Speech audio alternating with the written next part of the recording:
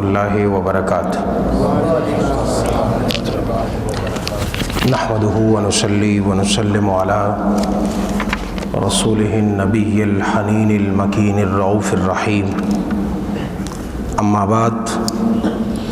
فاعوذ باللہ من الشیطان الرجیم، بسم اللہ الرحمن الرحیم۔ وَلْتَنْظُرْ نَفْسٌ مَا قَدَّمَتْ لِغَدٍ إلى آخر الآیہ۔ صدق اللہ العظیم، والصلاة والسلام على أشرف الأنبیاء والمرسلین وعلى آلہ وصحبہ وعلماء امتہ وصلحاء ملتہ واتقیاء دینہ اجمعین إلی یوم الدین، اما بعد۔ آپ نے اکثر انسانی حقوق کا ذکر اور چرچا سنا ہوگا، یعنی دنیا میں جتنے لوگ رہتے ہیں، مرد ہیں یا عورتیں، چھوٹے ہیں یا بڑے، آزاد ہیں یا قید میں، پڑھے لکھے ہیں یا پڑھے لکھے نہیں ہیں، سب کے حقوق کے حوالے سے اقوام متحدہ کا بھی ایک چارٹر ہے اور ایک ڈکلیریشن بھی موجود ہے، اور اس کے تحت انسانوں کو یہ باور کروایا جاتا ہے کہ جتنے انسان اس وقت زندہ ہیں اور کسی بھی ملک میں موجود ہیں، ان سب کے حقوق کا تحفظ اور اس کی ادائیگی یہ ہم سب کا مشترکہ فریضہ ہے۔ اسلام کا کمال یہ ہے کہ اسلام نے جہاں زندہ انسانوں کے حقوق کی بات کی ہے، وہیں پر ان انسانوں کو بھی نہیں بلایا جو دنیا سے پردہ فرما گئے ہیں، جو رخصت ہو چکے ہیں، اب دنیا میں نہیں رہے۔ اور اسی لیے جب مرنے والا مر جاتا ہے، خاندان کا بڑا ہو، گھر کا بڑا ہو یا کوئی چھوٹا ہو، اس کو بلانے کی اجازت نہیں ہے۔ آقا کریم علیہ الصلاۃ والسلام سے لے کر کے آج تک امت کا اس پر تواتر کے ساتھ عمل ہے کہ ہم اپنی ہر دعا میں اپنے مرحوم اور مرحومین کو یاد رکھتے ہیں، اور جب بھی دعا کرتے ہیں براہ راست یا بالواسطہ الفاظ اس دعا کے یہ ہوا کرتے ہیں کہ اے باری تعالیٰ، تو ہمیں بھی بھلائیاں عطا فرما، اور ان کو بھی جو ہم سے پہلے گزر چکے ہیں، تو ہماری بھی بخشش فرما اور ان کی بھی مغفرت فرما دے جو اس سے پہلے دنیا سے پردہ کر چکے ہیں۔ اس لیے جب کوئی انسان اور بالخصوص کوئی مسلمان انتقال کر جائے تو پیچھے رہنے والوں پر یہ بات لازم ہو جاتی ہے کہ وہ چند باتوں کا بڑے اہتمام کے ساتھ خیال رکھا کریں۔ اس میں پہلی بات تو یہ ہے کہ مستقل طور پر جب وہ تجہیز، تکفین اور تدفین سے فارغ ہو جائیں تو اس میت کے ایصال ثواب کے لیے دعا کرتے رہا کریں، اور ان دعاؤں سے کبھی بھی غافل نہیں ہونا چاہیے۔ آقا کریم علیہ الصلاۃ والسلام جب کسی اپنے صحابی کو یا اہل بیت اطہار میں سے کسی شخص کی تدفین خود فرمایا کرتے تو آپ کا مبارک طریقہ یہ ہوا کرتا کہ تدفین کے بعد اس قبر پر اتنی دیر رکے رہتے جتنی دیر میں ایک اونٹ ذبح کر کے اور پھر اس کا گوشت تقسیم کر دیا جائے۔ یہ آپ اس سے اندازہ لگا سکتے ہیں کہ یہ کسی بھی صورت میں 1 گھنٹے سے کم کا وقت نہیں ہو سکتا، اس لیے وہاں رکا بھی جائے اور رک کر کے عبادت تلاوت کی صورت میں، ذکر و اذکار کی صورت میں کی جائے۔ حضرت جابر رضی اللہ تعالیٰ عنہ فرماتے ہیں کہ ہم حضور علیہ الصلاۃ والسلام کے ایک صحابی کو دفن کرنے کے لیے آقا کریم صلی اللہ علیہ وسلم کے ساتھ شریک تھے۔ آپ علیہ الصلاۃ والسلام نے خود اپنے اس صحابی پر جنازے کی نماز کو ادا فرمایا، اس کی تدفین میں شرکت کی۔ اور عموماً یہ ہوتا ہے، ہمارے ہاں کا مزاج یہ بن گیا ہے کہ وہ لوگ جو اپنے آفیسز سے یا کاروبار چھوڑ کر کے کسی شخص کے جنازے میں شرکت کرتے ہیں، ان کی کوشش یہ ہوتی ہے کہ وہ صرف جنازہ پڑھیں اور اس کے بعد وہاں سے چلے جائیں۔ ایک مسلمان کا دوسرے مسلمان پر یہ حق ہے کہ اس کے جنازے میں بھی شریک ہو۔ حضور علیہ الصلوۃ والسلام نے ارشاد فرمایا، جو صرف جنازے میں شریک ہوتا ہے اس کے لیے 1 قیراط ثواب ہے، جو جنازے کو لے کر کے دفنانے کے مرحلے تک جاتا ہے اس کے لیے 2 قیراط کا اجر ہے، اور جو اس میت کی تدفین میں بھی شرکت کر لیتا ہے فرمایا کہ اس کے لیے 3 قیراط کا اجر اور ثواب ہے۔ پوچھا کہ اے اللہ کے رسول صلی اللہ علیہ وسلم، یہ قیراط کیا ہوتا ہے؟ کس چیز کو قیراط کہتے ہیں؟ آقا کریم صلی اللہ علیہ وسلم نے جواب میں ارشاد فرمایا، 1 قیراط کا اجر اپنی ضخامت کے اعتبار سے اتنا ہے جتنا احد کا پہاڑ، جتنا احد کا پہاڑ۔ اس لیے وہ آدمی جو بلا وجہ یا کسی معمولی ضرورت کی وجہ سے یا چھوٹے موٹے کام کی وجہ سے کسی مسلمان کے جنازے کو کاندھا نہ دے اور اس میت کی اتباع میں نہ جائے، اس کی تدفین میں شریک نہ ہو، اگرچہ کہ اس نے جنازہ پڑھا ہوا ہو، لیکن پھر بھی اپنے آپ کو 2 قیراط کے برابر کے اجر اور ثواب سے محروم کر دیتا ہے۔ اس لیے ہمارا رویہ وہ کاروباری نہیں ہونا چاہیے، اور اجر کے معاملے میں ہمارا رویہ تاجرانہ نہیں ہونا چاہیے۔ ہم جو کام کریں وہ اللہ کے لیے کریں، اور جو کام کریں اس پر طلبگار اللہ کی بارگاہ سے اجر کے بنے رہیں۔ کسی انسان کی مدح سرائی کے لیے کوئی کام نہ کریں، اور کبھی بھی اپنے کیے جانے والے کسی کام میں یہ نیت پیش نظر نہ رکھیں کہ آیا میرے اس کام کے کرنے کے بعد میری کوئی مدح سرائی کرے گا، میری تعریف کرے گا، میرا شکریہ ادا کرے گا۔ اگر آپ نے اپنے کام کا شکریہ لوگوں سے ہی مانگنا ہے تو پھر اللہ کے پاس دینے کو آپ کے لیے کیا بچتا ہے؟ کچھ نہیں بچتا۔ اس لیے کوشش یہ ہو کہ جب بھی کوئی کام ہو اس میں اخلاص ہو، اور اخلاص کا مطلب یہ ہے کہ اس کام کا آغاز، اس کام کی ابتدا، اس کام کی تکمیل، کہ جتنے بھی مدارج، کتنے بھی مراحل آپ کے سامنے آئے، مشکلات کا سامنا کرنا پڑے، وقت کی قربانی دینی پڑے، پیسوں کی قربانی دینے پڑے، اس کے اجر کے طلبگار بندوں سے نہ بنے، بندوں کے کلمات اور جملوں سے نہ بنے، اللہ کی ذات سے رجوع کر کے اس سے اجر کو طلب کرے۔ رب تعالیٰ ایک معمولی سے کام پر بھی 700 گناہ کا اجر واپس لوٹا دیتا ہے۔ انسان کیا کہہ سکتا ہے؟ ایک شکریہ؟ انسان کیا کہہ سکتا ہے سوائے مہربانی؟ انسان کیا کہہ سکتا ہے کہ میں آپ کا بڑا ممنون ہوں؟ اس سے زیادہ اس کے پاس کچھ نہیں ہو سکتا۔ چنانچہ حضرت جابر رضی اللہ تعالیٰ عنہ فرماتے ہیں کہ ہم آقا کریم علیہ الصلوۃ والسلام کے ساتھ اس جنازے میں شریک تھے۔ میں عرض یہ کر رہا تھا کہ تدفین کے بعد رکنا بھی مسنون ہے،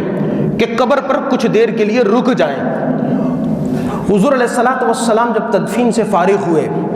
تو آپ نے سب سے پہلے تکبیرات پڑھی، اور فکبر رسول اللہ صلی اللہ علیہ وسلم فکبرنا تطویلا، کہ حضور علیہ الصلوۃ والسلام نے تکبیرات پڑھی، پھر ہم نے بھی بہت دیر تک تکبیرات پڑھی۔ پھر حضور علیہ الصلوۃ والسلام نے حمد یعنی اللہ کی تعریف بیان فرمائی۔ آپ فرماتے ہیں کہ ہم نے بھی اللہ تعالیٰ کی تعریف اس کے بعد کثرت کے ساتھ بیان کی۔ کہا ایک صحابی نے پلٹ کر کے پوچھا کہ اے اللہ کے رسول صلی اللہ علیہ وسلم، یہ کیا ماجرا ہے کہ آپ تدفین کے بعد قبر پر رک گئے اور آپ نے تکبیرات بھی پڑھی اور آپ نے اللہ کی حمد و ثنا بھی کی، یہ ایسا کیوں تھا؟ آپ علیہ الصلوۃ والسلام نے ارشاد فرمایا کہ میں نے دیکھا کہ میرے اس صحابی پر قبر تنگ ہو گئی تھی اور قبر نے ان کو جکڑ لیا تھا، لیکن جب میں نے اللہ کی تکبیر اور حمد و ثنا ان کے قبر پر کی تو اللہ نے اس کی برکت سے ان کے قبر میں کشادگی پیدا کر دی۔ اس لیے قبور کے اوپر کھڑے ہو کر کے، قبور کے قریب بیٹھ کر کے اللہ کے کلام کا پڑھنا، تلاوت کا کرنا، تکبیرات کا پڑھنا، آیات کا پڑھنا، تسبیحات کا پڑھنا یا میت کے لیے تلاوت کا کرنا، یہ سب باعث اجر ہے، باعث نفع ہے اس شخص کے لیے جو یہ کرتا ہے۔ حدیث میں آتا ہے کہ حضرت شیخ ابن عربی رحمۃ اللہ تعالی علیہ بہت بلند پایا بزرگ ہیں، صاحب کشف ہیں۔ آپ فرماتے ہیں کہ مجھ تک خبر پہنچی اور مجھ تک اللہ کے رسول کی یہ حدیث پہنچی کہ جو آدمی 70,000 مرتبہ لا الہ الا اللہ پڑھ کر کے ایصال کرتا ہے اور ایصال اپنے مردے کو کرتا ہے تو اللہ سبحانہ ہوا تعالی اس کی برکت پڑھنے والے کو بھی دیتا ہے، اور اس کے ساتھ ساتھ جس کے لیے اس کو پڑھا جائے تو کہا اس کو بھی اس سے محروم نہیں کرتا، بلکہ جتنا اجر پڑھنے والے کے لیے ہوتا ہے اتنا ہی اجر جس کے لیے پڑھا جائے اللہ اس کو بھی عطا کر دیتا ہے۔ کہا کہ میں ایک مجلس میں پہنچا، اس مجلس میں جو کھانے کی ایک چھوٹی سی مجلس تھی، کہا کہ ایک نوجوان کے بارے میں سب نے مجھے آ کر کے بتایا کہ یہ صاحب کشف ہے، اور صاحب کشف کا مطلب یہ ہے کہ برزخ کے حالات کو اللہ تعالیٰ اپنے بعض بندوں پر کھول دیتا ہے۔ جن کے دل کی نگاہ کھل جاتی ہے ان کے لیے مادی پردے اور حجابات اٹھ جایا کرتے ہیں، انہیں وہ کچھ نظر آتا ہے جو انسانوں کو نظر نہیں آتا، اور اللہ کی دوسری مخلوقات تو دیکھتی ہیں، چرند پرند تک کو دکھایا جاتا ہے، لیکن عام انسانوں کی نگاہوں سے اس لیے اس کو پردے میں رکھا جاتا ہے کہ ہم میں اس پورے کے پورے معاملے کو دیکھنے کی تاب نہیں ہوتی، ہم اس کی قوت نہیں رکھتے کہ جو کچھ وہاں پر ہو رہا ہے، برزخ میں ہو رہا ہے، قبر میں ہو رہا ہے، آخرت کے درجات میں ہو رہا ہے، اس کو اپنی نگاہوں سے دیکھیں، ورنہ انسان ایڑیاں رگڑ رگڑ کر کے وہ مر جائے اور ان حالات اور احوال کو دیکھ کر کے اتنا خوف زدہ ہو کہ دنیا چھوڑ کر کے جنگلوں میں جا بسے، غاروں میں پناہ لے لے، دنیا کو ترک کر دے، اور پوری کی پوری دنیا کے معمولات اور معاملات یہ آ کر کے ختم ہو جائیں۔ اس لیے اللہ سبحانہ ہوا تعالیٰ نے اپنے بندوں کی نگاہوں پر حجاب ڈال رہے ہیں، اور وہ حجاب ان کے اٹھ جاتے ہیں جنہیں اور جن کے دل کو اللہ وہ قوت عطا فرما دیتا ہے۔ شیخ ابن عربی فرماتے ہیں مجھ سے اس نوجوان کے کشف کی حالت کو بیان کیا گیا کہ تھوڑی دیر ہوئی تو اس نوجوان نے ایک زوردار قسم کی چیخ ماری اور ایسا لگتا تھا بے ہوش ہو گیا۔ لوگوں نے اس کو ہلایا، جب وہ کھڑا ہوا تو لوگوں نے اس سے پوچھا کہ اے اللہ کے بندے کیا ہو گیا؟ کہنے لگا مجھ پر میری وہ والدہ جن کا حال میں انتقال ہوا ہے ان کے احوال کو ظاہر کیا گیا، وہ اللہ کی پکڑ میں ہیں اور عذاب کی حالت میں ہیں۔ کہا میں نے یہ تصدیق کرنے کے لیے کہ یہ صاحب کشف ہے 70,000 مرتبہ یہ کلمہ پڑھ کر کے رکھا ہوا تھا اور اب تک اس کو کسی مرحوم کو، کسی میت کو ایصال نہیں کیا تھا۔ آپ فرماتے ہیں کہ میں نے اپنے دل میں ہی اس کے والدہ کے لیے ایصال کی نیت کی اور یہ جاننا چاہا کہ آیا اس لڑکے کو واقعتاً کشف کا علم ہے یا نہیں۔ کہا تھوڑی ہی دیر گزری تھی کہ اس کے چہرے پر مسکراہٹ آ گئی، کہنے لگا کہ اللہ کا شکر ہے کہ اللہ نے میری ماں پر کرم فرمایا اور اپنی پکڑ اور عذاب سے اس کو رہائی دے کر کے جنت میں داخل کر دیا۔ کہا کہ مجھے بڑی حیرانگی بھی ہوئی، اور اس کے ساتھ ساتھ اللہ کے رسول صلی اللہ علیہ وسلم کے اس حدیث مبارکہ کی تصدیق اس نوجوان کے کشف سے، اور اس نوجوان کے کشف کی تصدیق اللہ کے رسول صلی اللہ علیہ وسلم کے کلام سے ہو گئی۔ اس لیے مسلمانوں کا شیوا یہ نہیں کہ مرنے والوں کو بلا دیا جائے، بلکہ حدیث میں حضرت عبداللہ ابن عباس رضی اللہ تعالیٰ عنہ فرماتے ہیں، آپ فرماتے ہیں کہ جب میت کو دفنا دیا جائے تو اس کو دفنانے کے بعد سے لے کر کے 7 دن تک یاد رکھا کریں، اس کے نام پر مستقل خیرات کرتے رہیں 7 دن تک۔ اور خیرات کا مطلب یہ نہیں کہ آپ دیگے چڑھا دیں، اپنی استطاعت سے بڑھ کر کے لٹانا شروع کر دیں، مقروض ہو جائیں۔ بعض دیہات کے اندر لوگ اس بات کو سمجھ نہیں پاتے کہ خیرات کا مقصد کیا ہے۔ وہ آج کل اس شہر کے اندر بھی اچھے خاصے مالدار لوگ وہ میت کے اٹھ جانے اور تدفین ہونے کے مرحلے کے بعد آ کر کے باقاعدہ کھانے پر ایسے بیٹھ جاتے ہیں اور کھانے کا ایسے انتظار کیا جاتا ہے گویا کہ یہاں پر لنگر چل رہا ہے۔ اس طرح کا کھانا کھانا جو میت کہ روح کے ایصال ثواب کے لیے کیا گیا ہو، یہ کسی مالدار آدمی کے لیے جائز نہیں ہے، کسی صاحب ثروت کے لیے جائز نہیں ہے۔ مہمان ہونا کوئی اور بات ہے، اگر کوئی مہمان ہے وہ صاحب ثروت ہے تو اس کے تو جواز کی صورت ہے، لیکن ویسے ہی آپ اس شہر کے رہنے والے ہو، آپ کا گھر اس شہر کے اندر ہو، لیکن آپ اس لیے رک جائیں کہ نہ قرآن پاک پڑھنا مقصود ہو، نہ فاتحہ پڑھنا مقصود ہو، نہ ایصال ثواب مقصود ہو، مقصود صرف یہ ہو کہ صاحب خانہ کچھ بازار سے منگوائیں گے، کچھ لنگر بنے گا، کچھ کھانا بنے گا اور آپ اس میں سے تناول فرما لیں گے۔ آپ کی اطلاع کے لیے عرض ہے کہ یہ کھانا ہر صاحب استطاعت کے لیے کھانا یہ شرعاً صحیح نہیں ہے۔ ایسا کھانا دل کے اندر سیاہی کو پیدا کر دیتا ہے، اور اس سیاہی کی علامت یہ ہے کہ اگر آپ نمازی بھی ہیں تو نماز کے پڑھنے کی طرف آپ کی رغبت نہیں ہو پاتی، اگر آپ عبادت گزار ہیں تو آپ سے عبادت کی اس روح کو واپس لے لیا جاتا ہے۔ آپ تہجد گزار ہیں، تسبیحات پڑھتے ہیں، آپ سے وہ کیفیات جو پڑھتے وقت انسان محسوس کرتا ہے اس کو سلب کر لیا جاتا ہے، کیونکہ آپ نے غریبوں کا حق کھایا ہے، مستحقین کا حق کھایا ہے۔ اور اس کھانے کے اوپر کن کا حق ہے؟ وہ جو غریب ہیں، یتیم ہیں، بیوائے ہیں، مسکین ہیں، معذور ہیں، کما نہیں سکتے، ان کا کوئی ذریعہ اور ان کا کوئی وسیلہ نہیں ہے، یہ کھانا وہ کھائیں گے، ہم اور آپ نہیں کھائیں گے۔ ہمارے لیے قطعاً روا نہیں ہے کہ ہم صاحب خانہ اگر اپنی زبان سے کچھ کہہ دے تو ہمیں ناگوار گزرے گا۔ بہتر یہ ہے کہ جب تدفین ہو جائے تو اس کے بعد وہاں سے آپ ٹل جائیں، آپ اپنے گھروں کی راہ لے لیں تاکہ جو کھانا موجود ہے اس کو ان کے مستحقین تک پہنچا دیا جائے، اس کھانے سے گریز کیا جائے۔ میں عرض کر رہا تھا کہ حضرت عبداللہ ابن عباس رضی اللہ تعالیٰ عنہ فرماتے ہیں کہ میت دفنائے جانے کے بعد 7 دن تک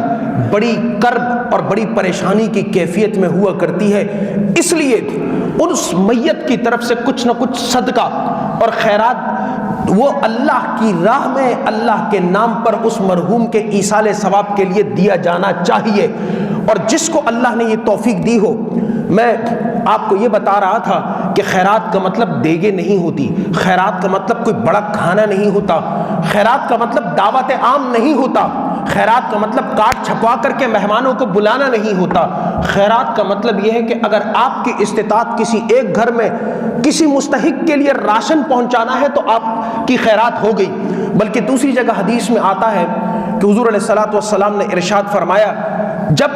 میت کی پہلی شب اور پہلی رات قبر میں آ جائے تو اس وقت اس کے نام پر خیرات کیا جائے، اور جس شخص کے پاس خیرات کرنے کی توفیق نہ ہو وہ کھڑے ہو کر کے کم از کم اللہ کے حضور اللہ کی بارگاہ میں 2 رکعت نفل ادا کر کے اس کی روح کو ایصال کر دے، اللہ تعالیٰ اس عبادت کی برکت سے بھی اس کی بخشش و مغفرت فرما دیتا ہے۔ ہر ایک سے پیسوں کا تقاضا نہیں ہے، ہر ایک سے وہ ڈیمانڈ نہیں ہے۔ قرآن کریم کا وہ ارشاد ربانی کہ لا یکلف اللہ نفسا الا وسعها، اللہ تعالیٰ کبھی کسی شخص کو اس کی وسعت سے زیادہ مکلف نہیں کرتا۔ 3 دن تک جس گھر میں سوگ ہو، آپ اس کے رشتہ دار ہیں، آپ اس کے پڑوسی ہیں، آپ اس کے محلے میں رہنے والے ہیں، کوشش کریں کہ سوگ کے یہ 3 دن جس میں لوگ آ کر کے تعزیت کرتے ہیں، آپ کی طرف سے ان کا کھانا ہو، ان کے مہمانوں کا بھی کھانا ہو، اور ان کی جو چھوٹی موٹی ضروریات جس کے لیے وہ کسی بھی سطح پر انگیج ہو سکتے ہوں اس کو آپ پورا کریں۔ یہ سنت ہے۔ حضرت جعفر رضی اللہ تعالی عنہ جس دن شہید ہوئے ان کے گھر میں جزا و فضا تھی، شور شغب تھا۔ آقا کریم علیہ الصلوۃ والسلام نے اپنے صحابہ کرام کو یہ حکم دیا کہ آج ان کے گھر میں تکلیف کا دن ہے، آج غم کا دن ہے، آج ان کے تمام کھانے اور دوسرے معاملات کی کفالت آپ کریں۔ 3 دن تک یہ غم کی، 3 دنوں کے اندر ہم سب کو مل کر کے جس گھر میں یہ غم ہوتا ہے ان کی اس ضرورت کو پورا کرنا چاہیے۔ اور یہ حضور علیہ الصلوۃ والسلام ارشاد فرماتے ہیں کہ اذا مات الانسان انقطع عمله الا ثلاث، بخاری کی حدیث ہے کہ جب آدمی مر جاتا ہے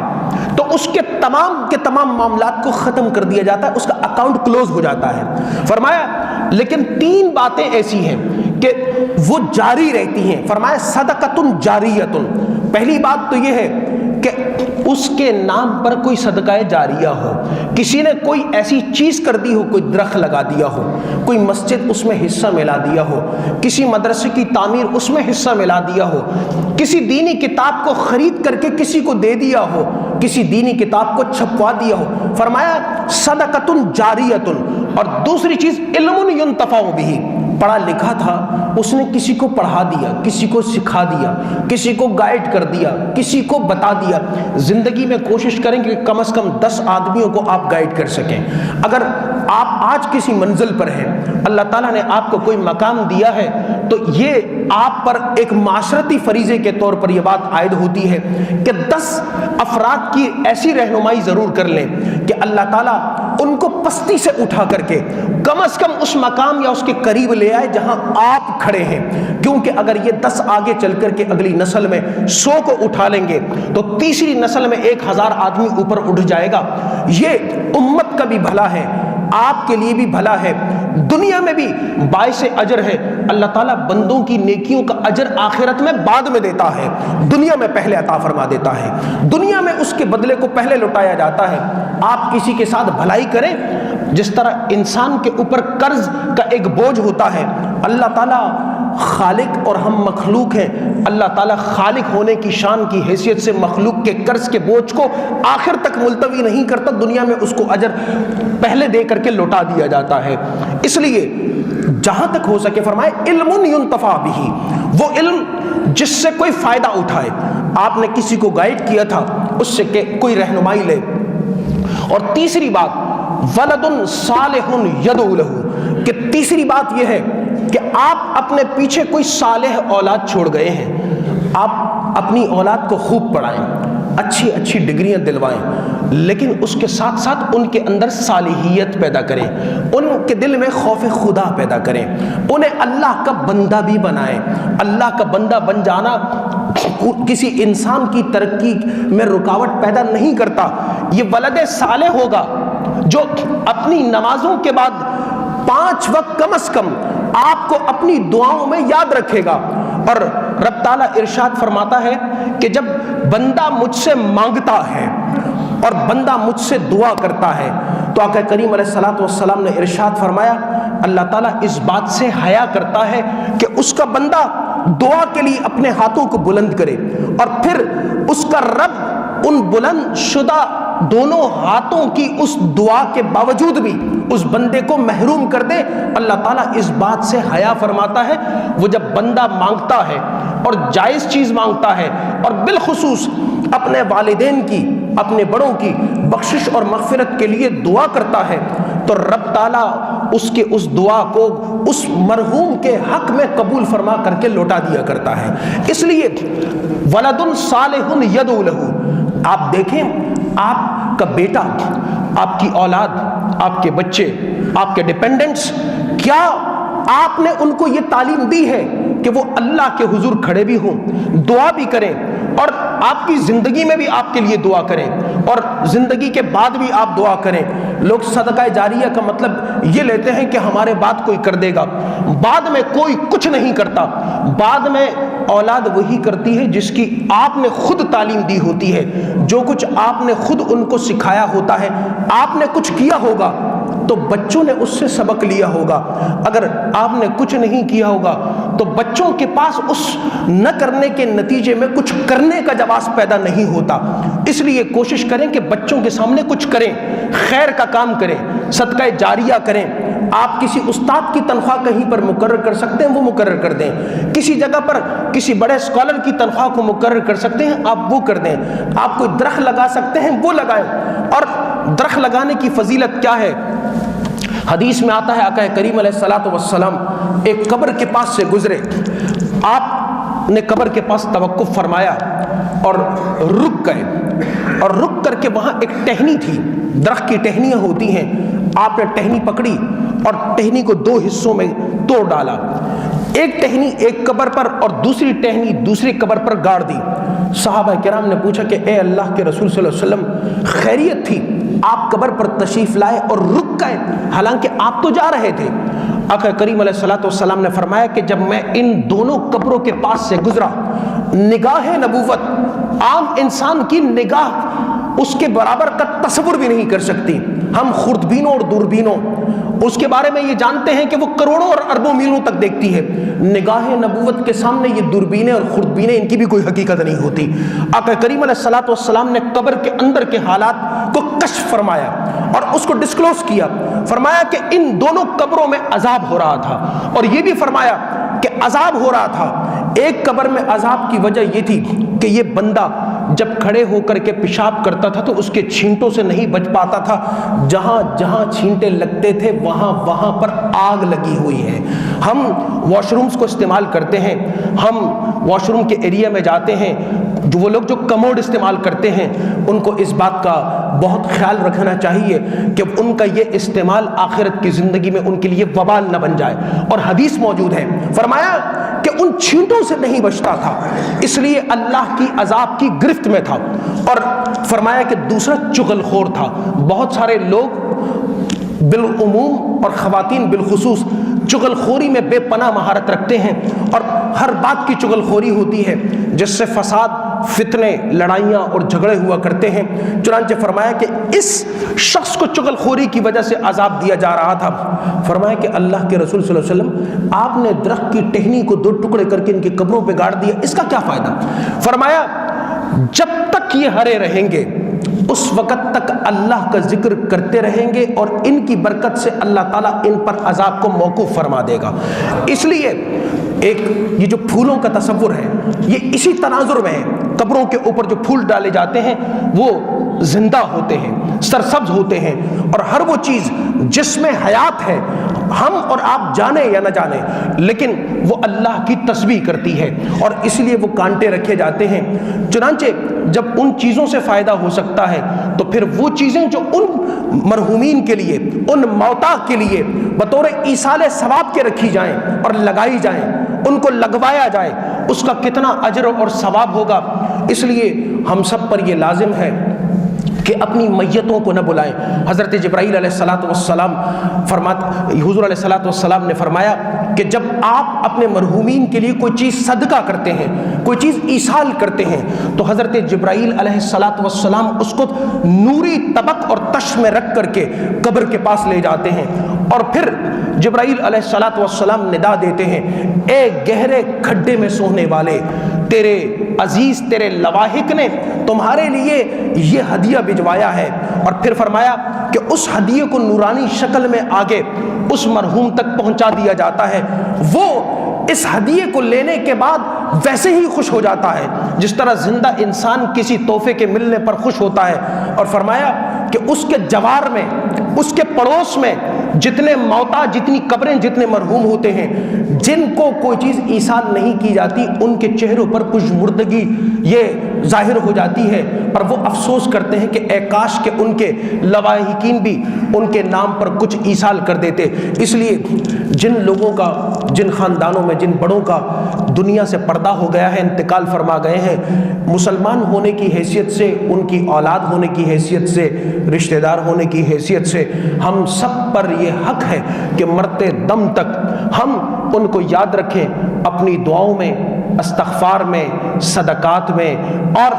جو دوسرے نوافل ہیں، ذکر و اذکار میں، قرآن خوانیوں میں، اور اس طرح کی دوسری محافل کے اندر ان کے لیے دعائیں کریں بھی اور کروائیں بھی کہ اللہ سبحانہ و تعالی انسان کے طرف سے بھیجے ہوئے اس نورانی اور روحانی ہدیے کو بغیر اچھے اور مثبت نتیجے کے واپس نہیں فرماتا۔ اللہ تعالی ہم سب کو عمل کی توفیق عطا فرمائے، آمین۔ وما علینا الا البلاغ المبین۔